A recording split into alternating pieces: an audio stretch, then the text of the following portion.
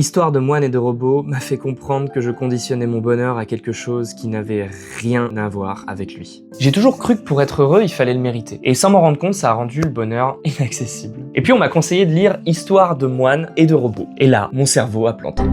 À ce moment de ma vie, j'étais persuadé que le bonheur devait être justifié, que pour y avoir droit, il fallait que je sois utile, performant et surtout partout en même temps. Je me souviens très bien d'une période pendant mon Erasmus aux Pays-Bas. J'enchaînais travail, études, sorties, sport et projets personnels. J'étais dans un état d'épuisement et pourtant, je continuais quand même. Je me disais en fait à l'intérieur que si je ralentissais, je mériterais pas de réussir. Et en lisant les dialogues entre Dex et Omphale, j'ai réalisé quelque chose de troublant. L'utilité n'était pas universelle, elle était un jugement intime. Être utile donc ne voulait pas forcément dire performer, ni s'épuiser, ni prouver. Et je me suis posé la question, est-ce que je contribue vraiment plus au monde quand je me vide complètement ou quand je suis pleinement vivant, présent et aligné ?